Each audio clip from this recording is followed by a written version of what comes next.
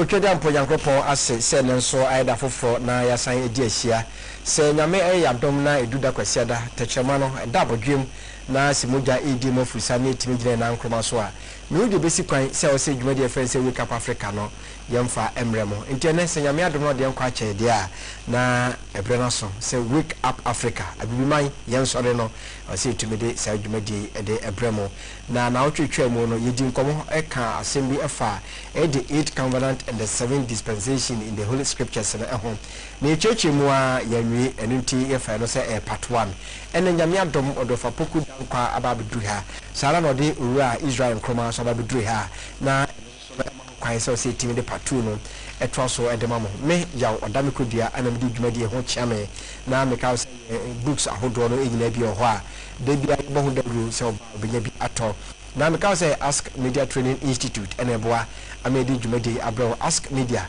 wasi bisa na de bema so person ye dwuma TV so person ye dwuma radio so na bre papa mu no ye bohu da ru de acho na watumi ate ase ye we de ye nsembre akwete ye sara so anansema ye okane doso nti quickly me sha se in free of apokudan ko executive director my free the mind movement of mesa mo akwa babiem na ye dwumadi a ye sha se na otwetwa mu no 8 Convenant and then 7 Dispensations in the Holy Scripture na wo chechi mu no emse bono a edbc mpempenso bi afi na ye do asukwa babewram dinti a Palestine ene ye Israel tokwa be kane 20 bi twaye no mu na ye try de pemento fa beto so yo ya no da se me twa ahwefo ni na am say last week no they do Palestinian Covenant yes and the church you say yasa Arafat efa akotipo bi so and am say ne asesa asase ni din from Israel to Palestine Emperor Hadrian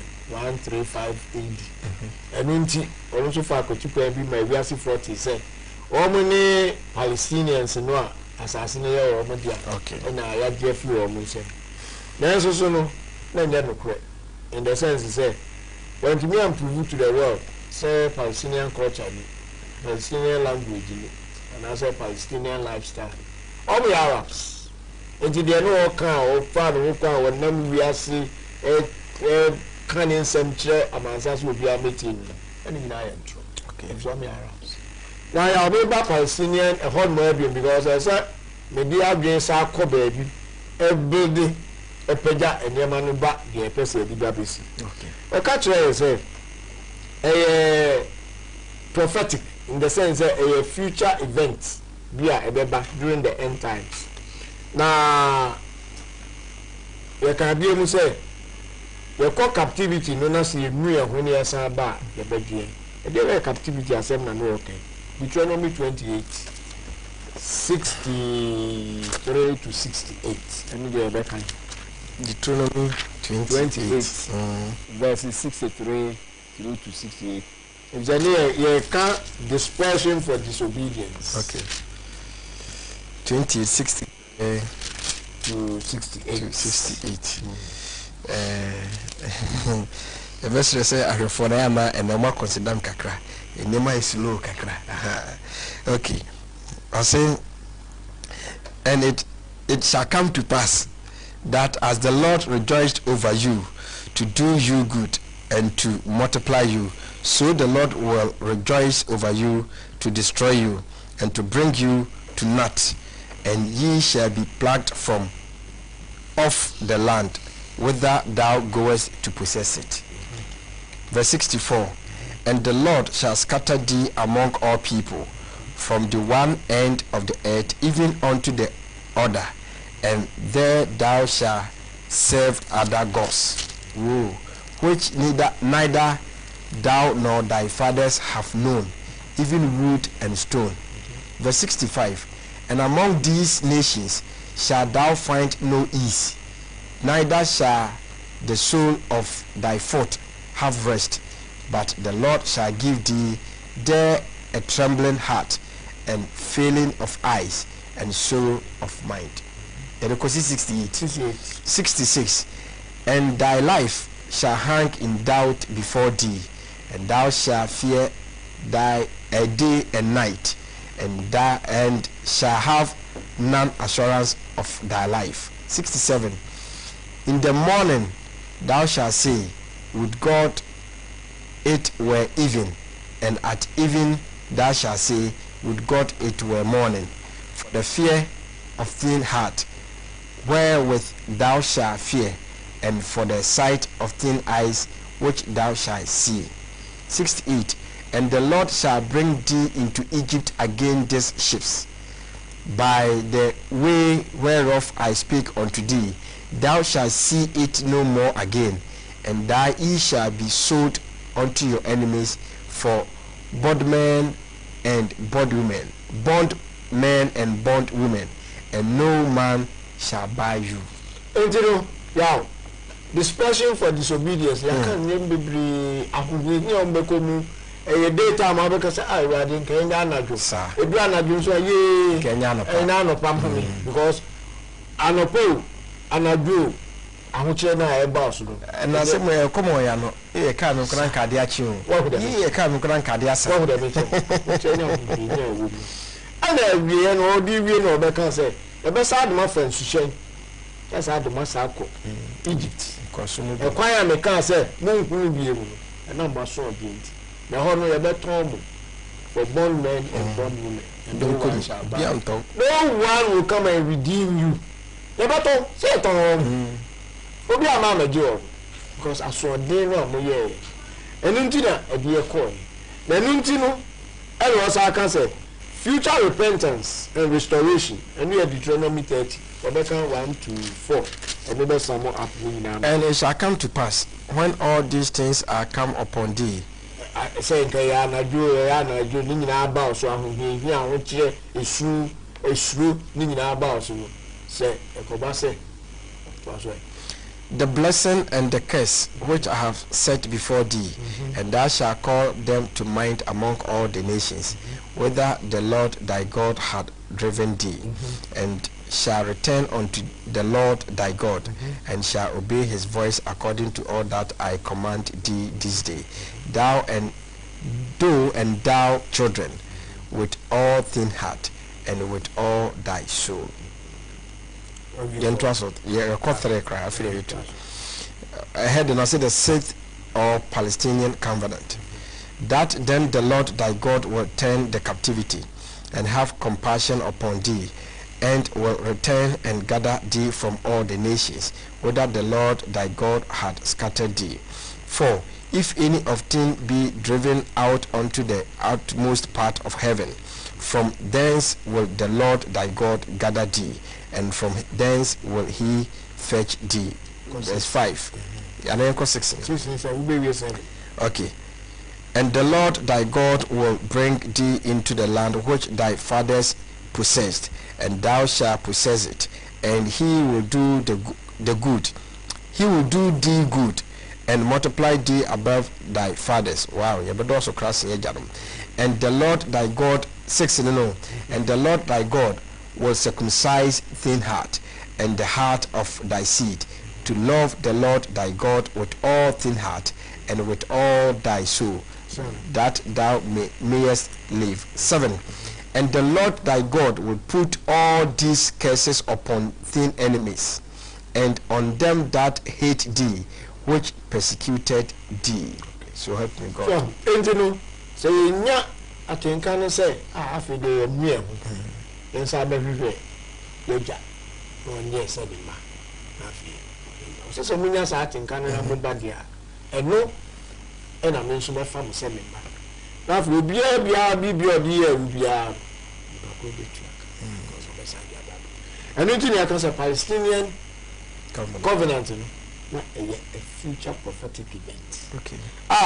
Ekoba say Benami no time, and as I say end time year mu na omutu eno ho anamo e de bai ye beko nya sa kwa the Davidic covenant, because Benami be ye be link we no to eno as we move along.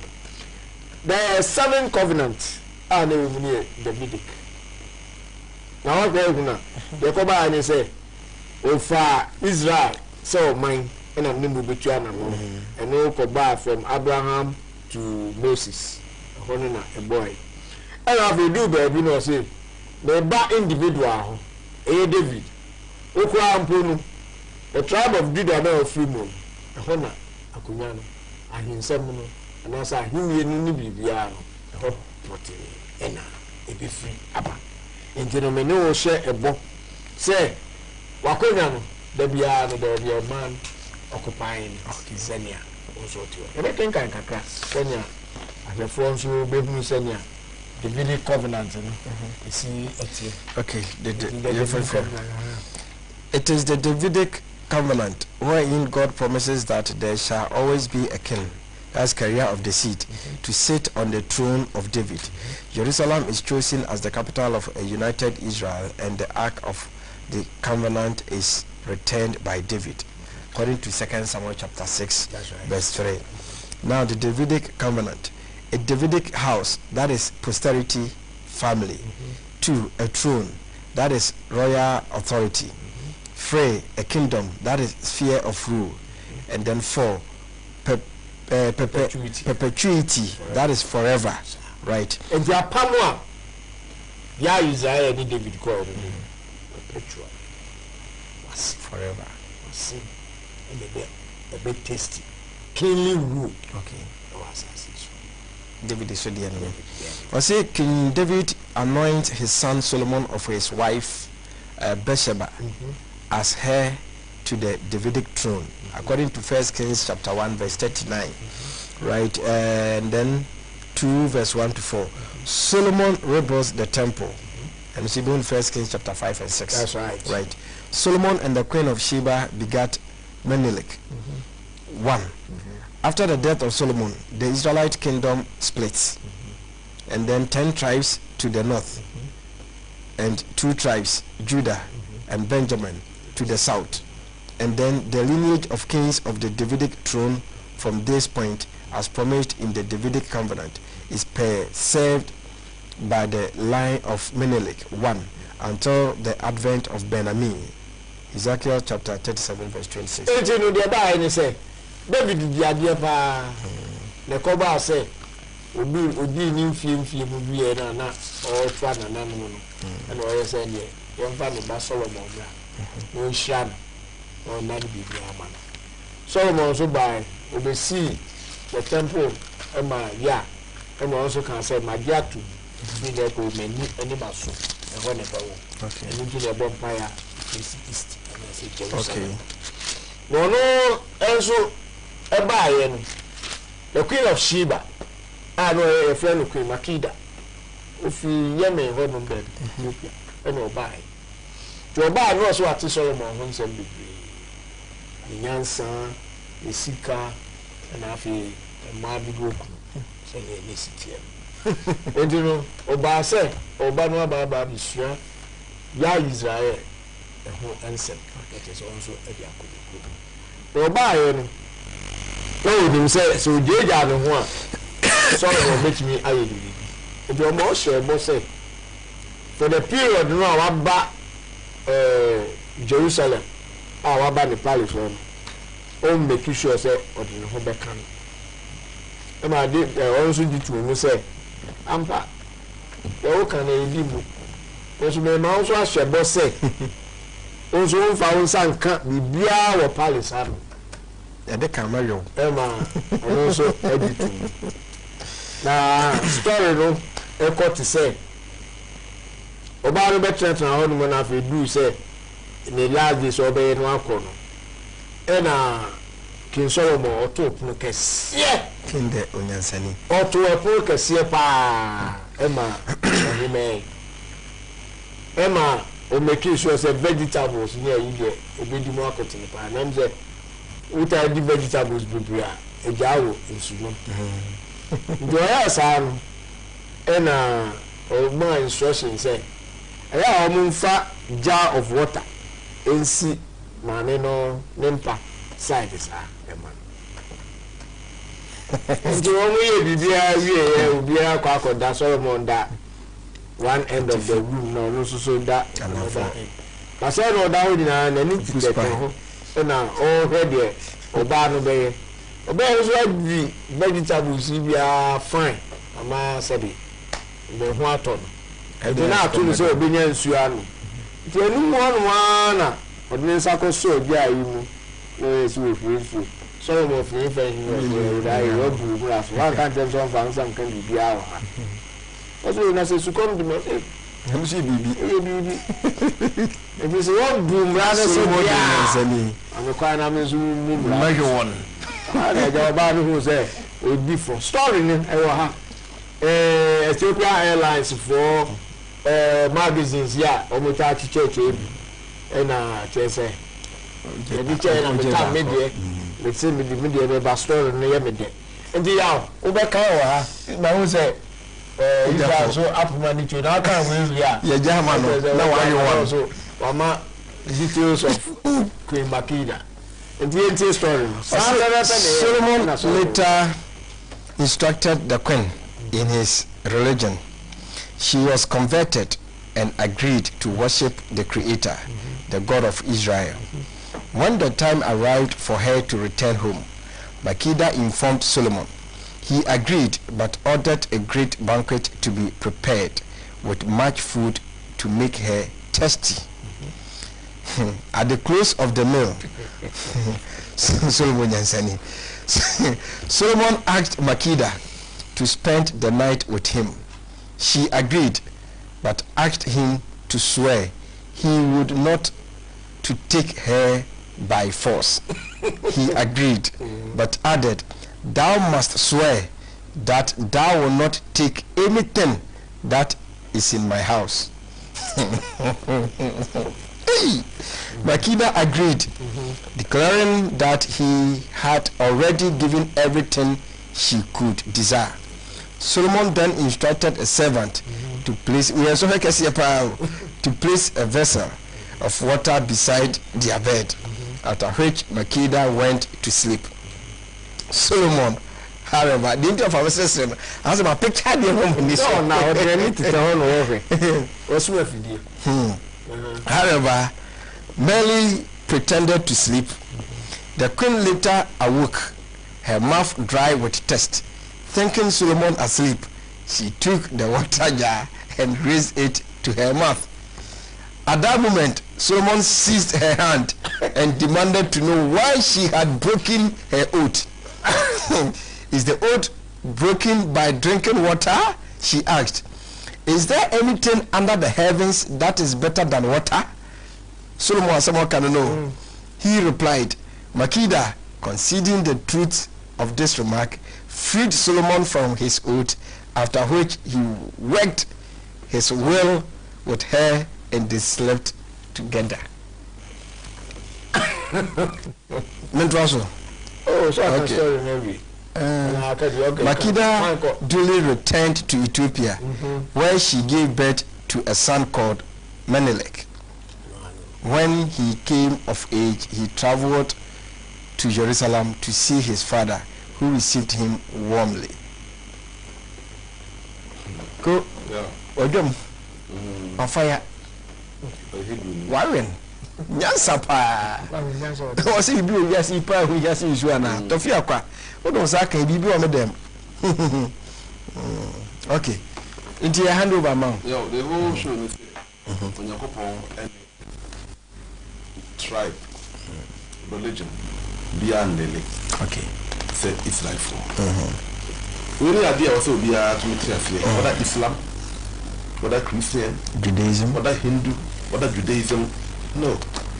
As we can now know the Holy Book, the Convenant and the Dispensation. Enti ayana obi o preach na wabo Solomon. I think so not a Christian ni. No abon the Isaiah, David.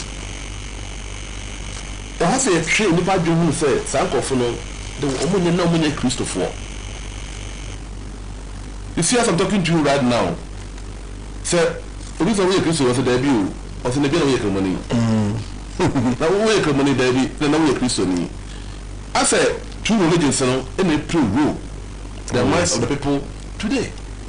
Which is not. When you go upon a religion be and delay on a tribe, a people called the Hebrew Israelites. As well as coming now from Adamic covenant, Davidic covenant, we been now a Hebrew for the upon a delay. Until now, Mema amafo hu say religion so you can kind of last week no last 2 weeks you feel adwene na fi yem based on the holy book anima any pankwaje emu na wo enu ne the manual of a man I don't know who said there bit much show the right way to Jehovah period. Okay Mami okwaso dem a they say oh Queen of Sheba Paul push the piece of war someone come and solid they don't know because they don't study. What they do is to take the Bible, read the Bible, think that will be out, no one can, no one read. So the book you but come up with no one try if they oh Fatou Chai. Only some book will say a key. No idea, the book Abemono, a history and current events. The Bible will say a Bible. They say Amama Sola Manso. Akwakuma and Miamia. The way I will call associate. They don't count a Indian was sempa or the four corners. War, the bar, one was will be about a history book. Right? They will say a Hindu was a Hindu, so a history. No, it's about the key. So one fact about some any current event. I'm found compare, I'm found can we say who are Bible will say a name. Okay. When you are there, I have man for. They are trying to hold on. A baby by a you say, until I say, Jesus Christ, no, only history of Israel. Because you are all research. I'm a university guy, such a move will say, I'm part. The Oba Yassano, the whole history, the whole unit, the whole unit. But Jesus Christ is there, only history. So history in one more, and the baby is near baby. Manu will say, yes, to buy alone, or kind of handsome. Ọba bi fi asase anu no hwa ebe tie Solomon nyansa mewa ọba ye no na ọba na bako ọba two history sir and you should not so there or the kasaye mama no nim Solomon o Africa ni ba o fi Azum Ethiopia very virgin be man fa no hun Canada na no intelligent your Bible na wo ton no after some another book wish on what a come education. Okay. A report ma Solomon, Mammy who Solomon, the deal on after some. I signed about Proverbs. Yes. I'm saying Nano cry kind. Yeah. Nano cry. Religion in Ethiopia before Christianity. Say I can't watch some crack and share say into Bible. No me story now. Son about Proverbs. Mama dear or Ethiopia. I would do him no of course ye what being ye papa or you're wealthy because then you feel it's cow last working time. Now on more. Queen Makeda and the establishment of belief in a one true God. Yeah. No be my trunk can't say there some a true Christianity. When I want you to read it for them to see the knowledge, the ideas of that woman that time. Yeah. The worship of the true God was officially introduced during the reign of Makeda. That is the worship of what? True God. The true God. Mameno or to Ethiopia. Now will be a merchant. Because you know 2-4. Now be a business be a onyama hene. Now our hene no will be a managing a juma de edemano. It's a connection to Onyeduma. To my meno, nay, fully said Tamrin. Tamin. Tamrin. The book that's a amount for. It is not in the Bible, but it is in this Bible. And yes, also Bible will be Tamrin. Now, man, no, at the Enyama or the raw materials. Echo Israel, Echo Tongue. What is going to bread royal family? No. Now, said my minister, I don't know why you are so. As a monetary dear, will be in the Hubium of a can see Davidic covenant. When I'm submitting free, I may be a mono. It's a figure that could man copy Jerusalem. I come what before be. Now, said there is so many copono. Effect. Now, so I'm going to bar. The Busuna gold. No na bless gold. and a few years or say obesi a dime amanyankopon hwɛ ne bia ba ya che o na asoɔden of a kind no e chi amanyankopon yes and yankopon so apo yo de share yatamfo nsa enye na Africa for di you Africa di ye pen the past glory of this continent it papa che say they say ohene no be si dan amanyankopon no be here materials bi enti oba ya no na baka che ohene no say nana o de he wa yira kura ko Israel o we do ho no fa no ke yadidia na nsa mi di owo no e wese bi ani bi na din Solomon no nya ndini no so o be de konya e odi de ma wo na fi edin okay nti ma me say no I have to go and chase so bi o be sa che me dia some say ba ko am ko be na che de kwan sa be na mama me so wo snake worshippers and then sun worshippers yase oforo o buku 20 years ago no so buku na nepo so na tamai so buku no say ka che wonye no ho Fatima. Now, you will feed that. Actually, 17 years ago, now I have a book, so maybe, and now on my round table, the round table, I say, it was some snake, and a sun.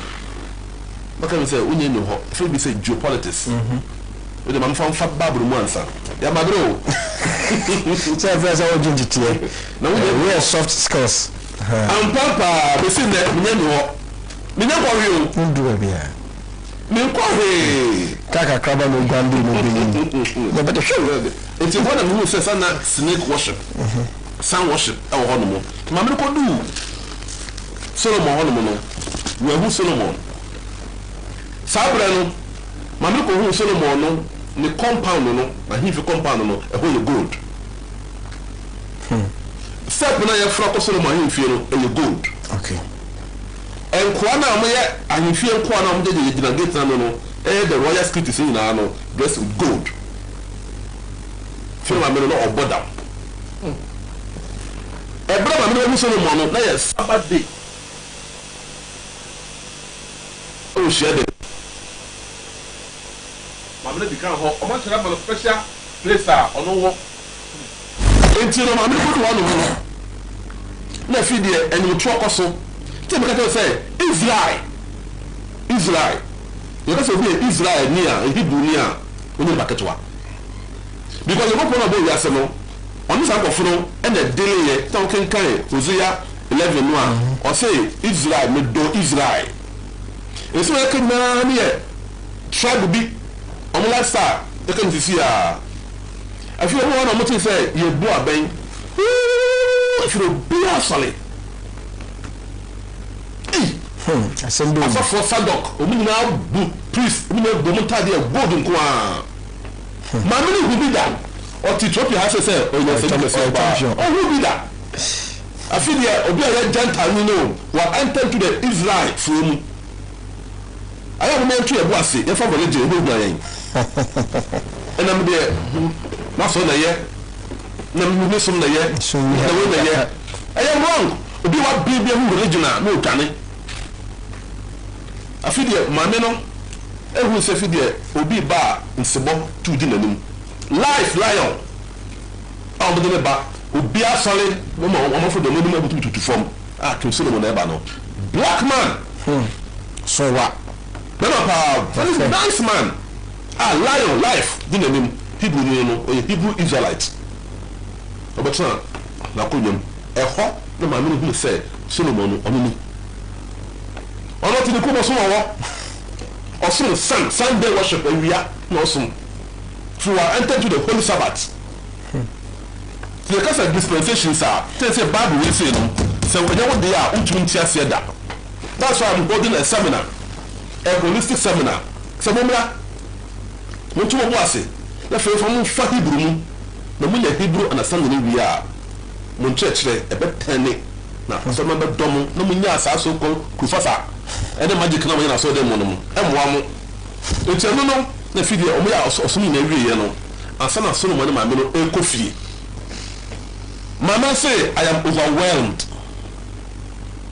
ohu bi da ɛhɔ no no na efi deɛ banquet no ɛba so pono ɛba so na nso sɛ Bible no ɛntumi arekɔdo no nyina esan sɛ those who did the compilation of the Bible no ɔfa de book ba am sɛ last 3 weeks ɛka de sɛ ekristofoɔ ate committee bi sɛ Bible no so bi to nsɛm no ɔmo katakata bi ɛdɛ ɛfɛfi so it is not their book na Bible yɛ ketewa bi to wɔn nyɛ ka ho a nka history make it is in the Bible nso no ɔmo ate committee ekristofoɔ ate committee sɛ Bible no so no nti mu nsɛm no mu hwibi mu sɛ de obi kenkan a ɔmbrɛ na n'ani ha afi de makida wayɛ mmerɛ sika ɔwɔ nsa ɔwɔ nimdi ɔwɔ nyinaa no okenkan Bible yi a yɛsɛ na ɔyɛ master of astronomy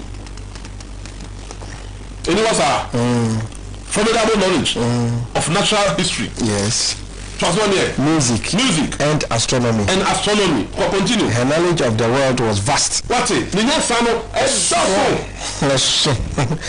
One of her most famous achievements was her difficult journey to the land of Israel in search of wisdom and righteousness, proving the wisdom of Solomon. That's it.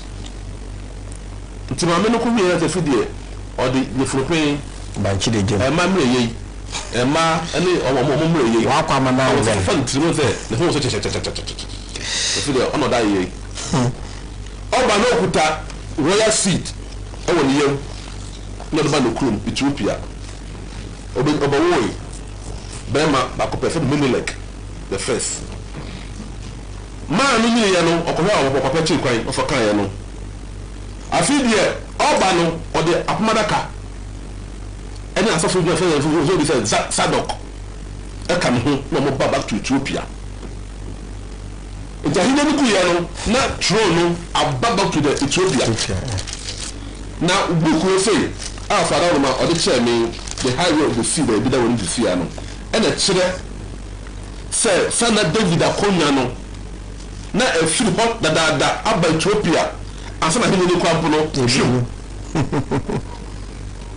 When we are dispensation, and you some people so, and then you shall be the head, not the tail from the canopy. And then you bone more, suddenly believe the phobia, or what I'm here, so, all the family, bone more, and you just fire.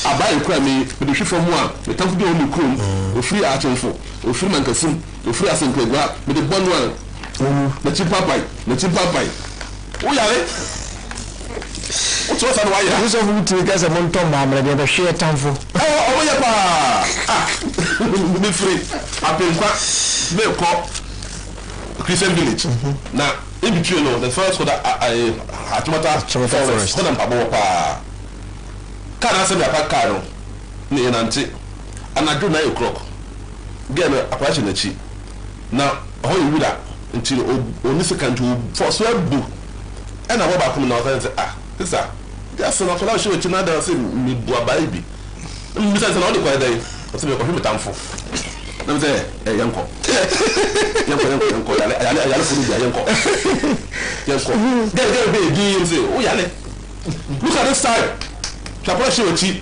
6 months baby. Oh, who did you know we blew about? What about body? Tamfo. What about Tamfo?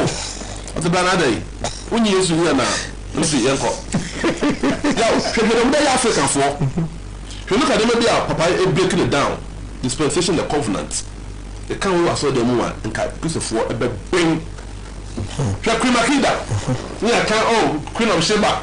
Ni ewie ode egudie koma Solomon ofi ne kopon so dan ni ewie ma me di kwa pono munim ibi no di hene school okoye they don't know afi de ma me ne ba na oba wo ba ma no ba ne di yankopon hin yankopon akonya na free Ethiopia Israel ba Ethiopia no oba ni say e ba wo yi boy so e ba wo yi na o mo ba tra akonya no so no o mu di ni gina boboy more than Bibri.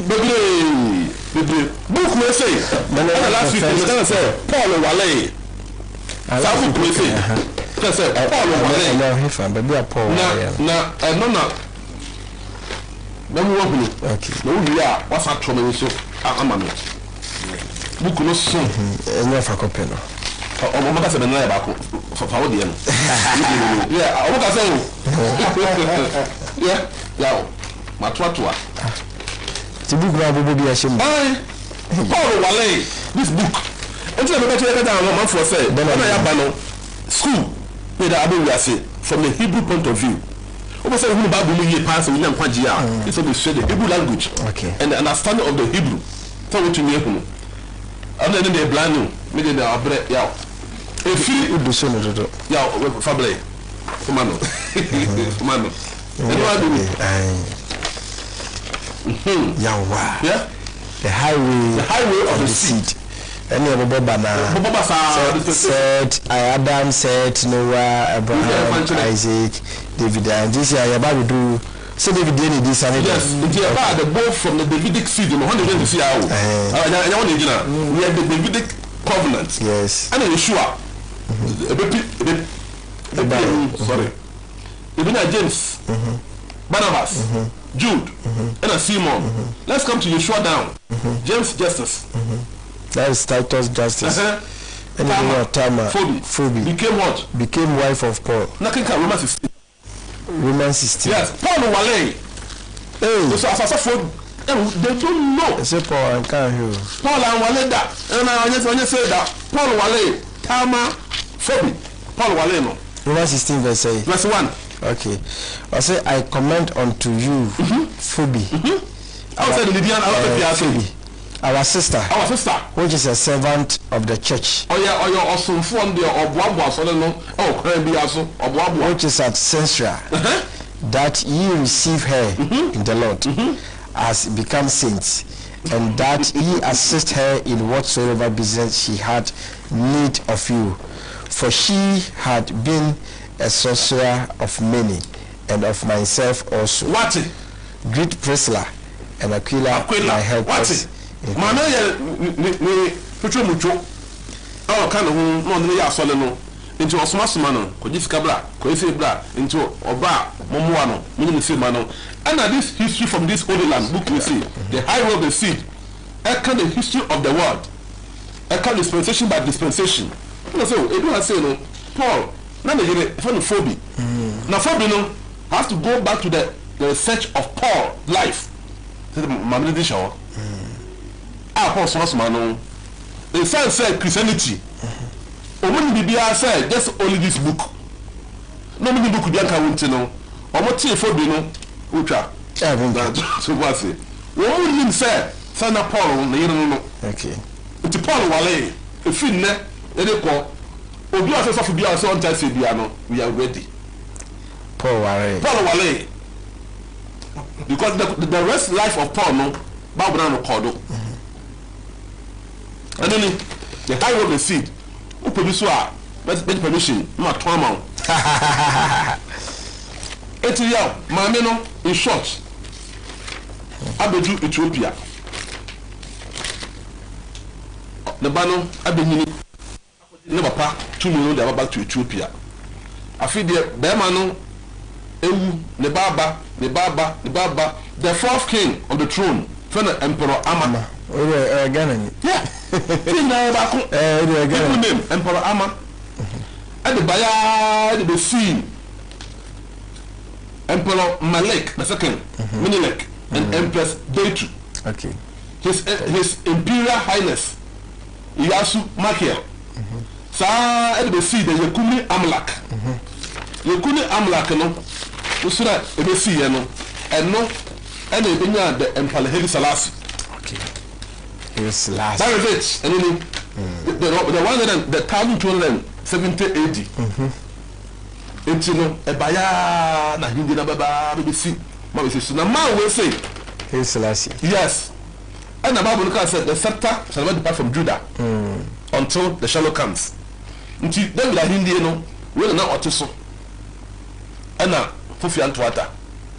Umuchuno. Sabina benamia for the kind wasn't to see I. No, or master to journey. So you want to say Ebenaso. Regathering of the Lordship of Israel, yes, I will come back to the Holy Land. It's a man free America on do Liberia no no we na hindi no na ebesenke enti but I mean do Israel no our car announcement the whole world say yokopo hindi na kan wasemo Isaiah no you establish it na ato na man say do the we e baye na some message we say it sounds say Jerusalem message the divine message into no na enye gospel message into no on how you hear me be because in a seven of positive so a omo agike ka mu ya mu ni ka on I want to say that interfere ahindie no yaw a move from Ethiopia back to the Holy Land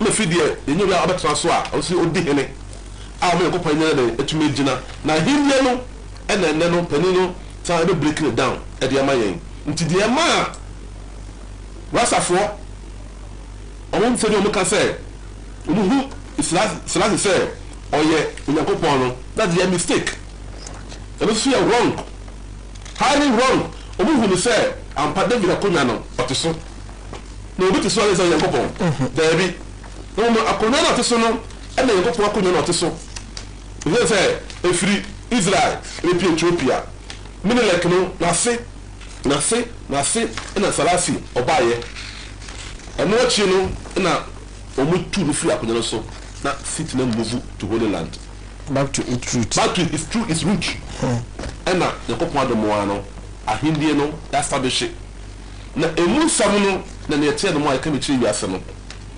say Yesu ka say ye be kan ahindie no ho asempa o say heaven ho asempa o say ahindie no ho asempa sa awu ya safa na nyina se na wi de aba ene yekin anwese Meda of Israel Nkroma ACP Wake Up Africa Jumadi and Aguswa Ocean I Ask Media Training Institute and a boy Chidoma Yede Abramo. Yeah, Daniel, near John